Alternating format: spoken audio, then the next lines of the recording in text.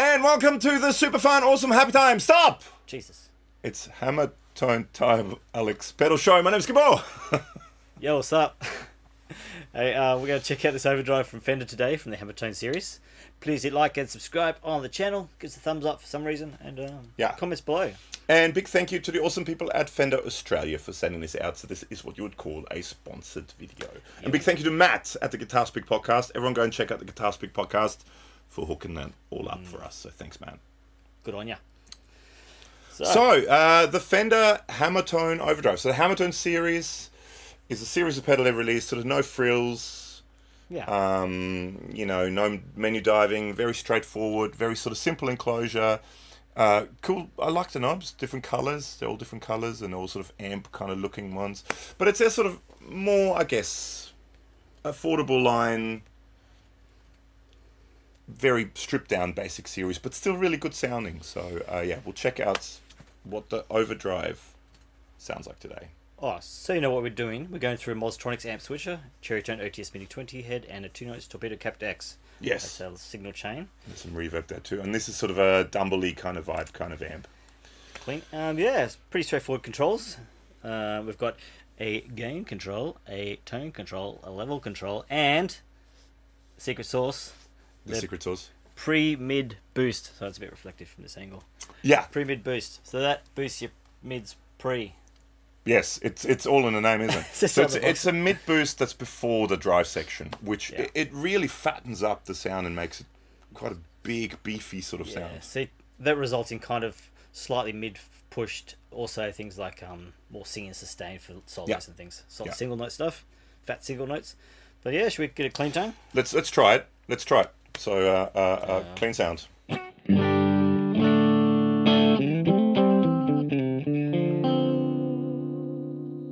Now let's start off with everything at about 12 o'clock, but I've got the pre-mid boost off, so let's just check it out without the pre-mid boost. Sure.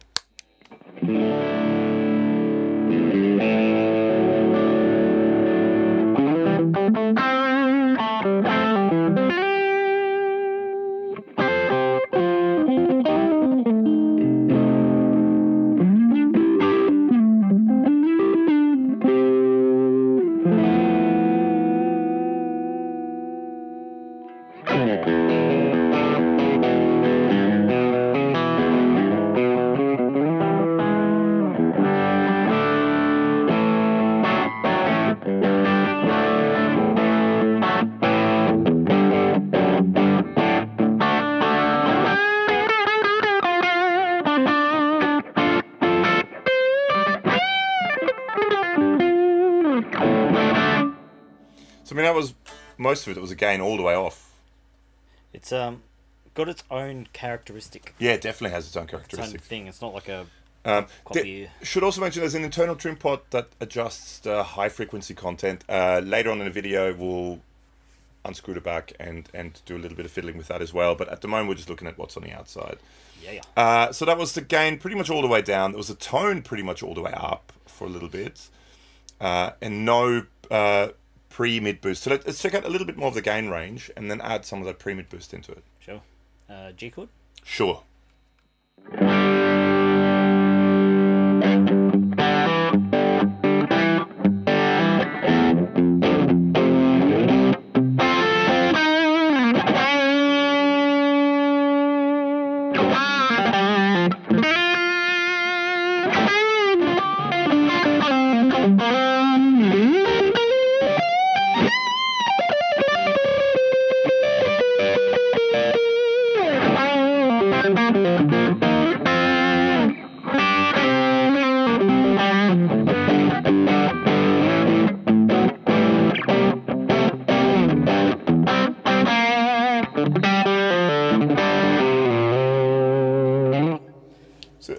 I think it works pretty good there. So what are we on? We're on about 6. It starts to get fat already. It starts to get pretty fat. But now, so you're happy with that sound maybe for now? Sure. Let's introduce some pre-mid boost into that sound now. Just so it's still at the moment, it's all the way off. Mid, the pre, boost the pre's. In a mid sort of way. Yeah. Yes.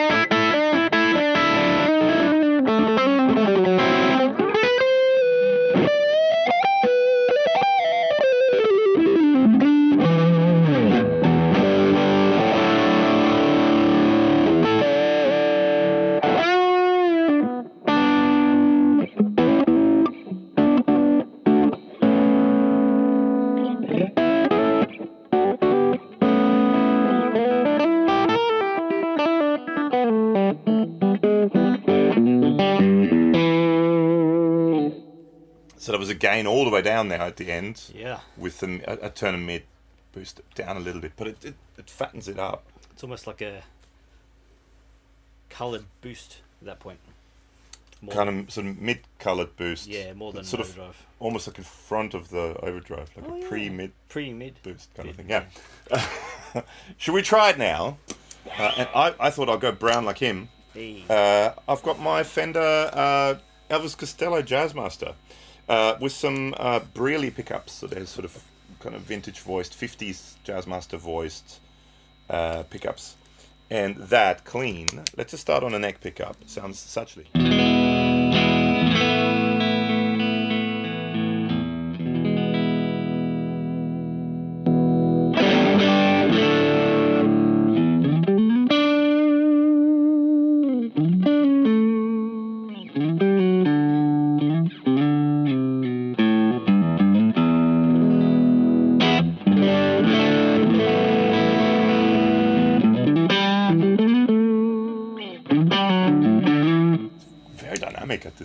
At that sort of lower gain settings. Yeah.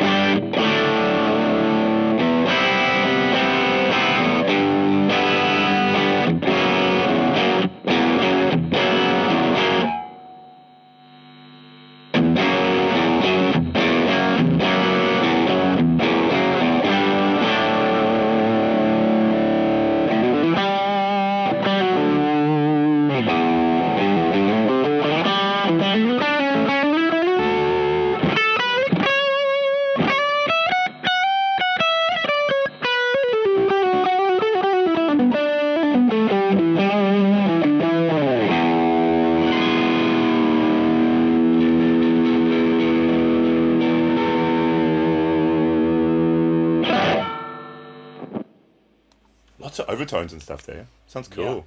Especially with the Jazzmaster with that too. The thingy. It's a unique flavor overdrive. It doesn't sound it's not one of those things where you go, oh, this sounds like a Tube Screamer, or this sounds like a, it does have its own voice. And it blows out in an interesting way when you boost that pre-mid control all the way up. It almost gets like slightly fuzzy overdrive. It almost ever so slightly reminds me of like an old small combo amp. Oh yeah. Crank to the wazoo. Yeah, there you go. Yeah. Humbuckers. Let's try humbuckers. Sure. An old late 70s Yamaha.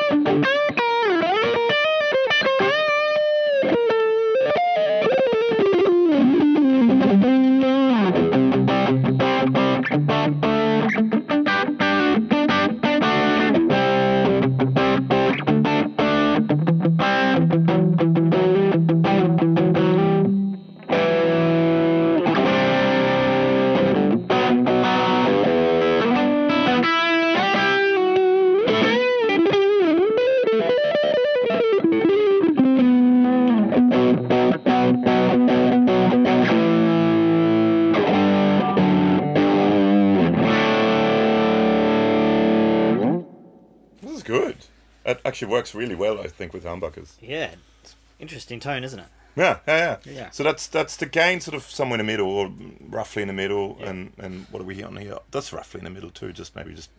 I find it's a little bit darkish, so you got to always have the tone up quite high. Yeah, likewise. Should we just quickly have a look? I thought I got all out today with the Fenderness or Squierness in this case. So this is a Squier JMascis double jazz. With some, again, Mick Brearley pickups, and this is sort of a P90 style disguised in a in a Jazzmaster pickup, and his sort of vintage Jazzmaster pickup there, and it's tuned to C standard. So just to see how it copes with low tunings. Sure. So this is what it sounds like just on a bridge pickup in C standard.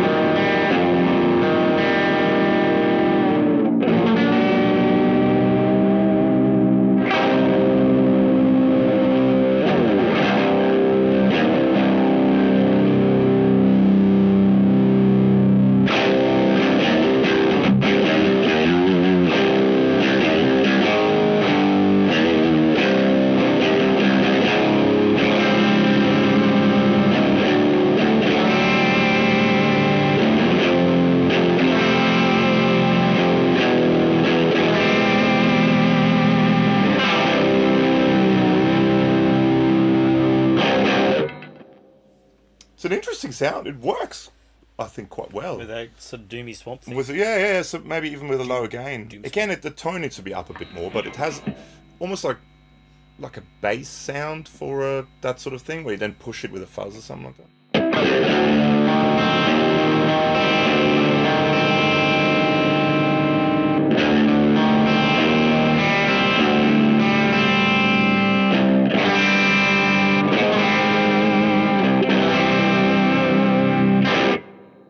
Definitely works. There you go.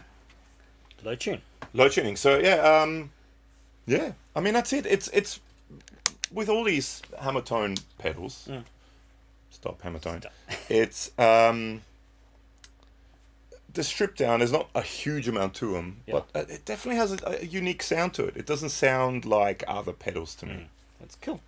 Should we just check out that high frequency thing? Pot thing. So you got to take this off. Turn this around, get rid of the double-sided sticky tape. Every now and then. And there's a thumb screw here. You just undo the thumb screw. Yeah. Is that going to be small enough? Possibly. We'll find out. If not, we'll make it fit. And then here you have this little the blue thing. So do you want to play? And I'll do that. Oh, yeah.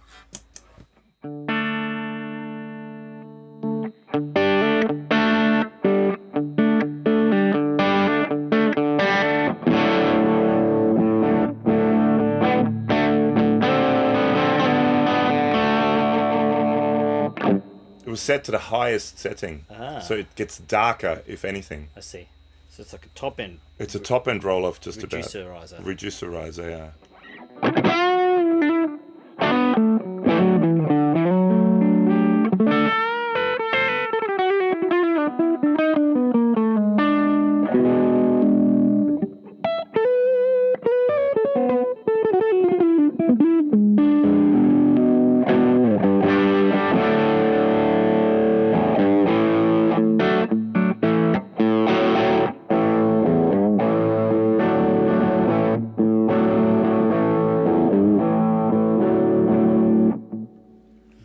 That's if you play in a Money for Nothing tribute band.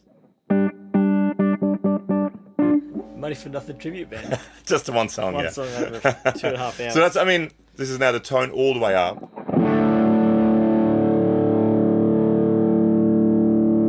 And that all the way down. Yep. So it's more than anything else, it's a tone roll off.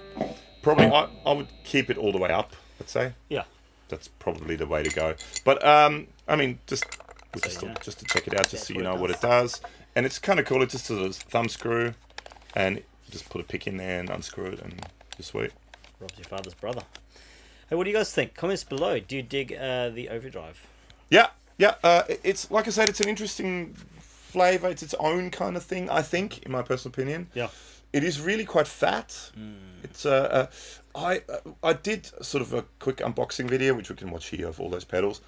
I really liked it. I think personally, I prefer it with humbuckers because I think it sounded better. Oh yeah. With that, and I used my humbucker Jazzmaster at home. Sure. When I did the unboxing, I think it may. Personally, I prefer it on humbuckers, but it sounds good. It has its own sort of thing with everything. Definitely, and probably on the higher end of an Overdrive gains spectrum. Yeah, even with it all the way a down. low gain drive, so definitely gainy there. Yeah. What do you guys think? Comments below. Do you dig it? Do you have one? Would you like one? Would you like one? Thanks for hanging. There's links below to socials and podcasts. Check them out if you got a second. Please do. Thanks again to Fender Australia for hooking us up, hooking a brother up. Yes. Cheers. And yeah, see you in the next one. See you soon.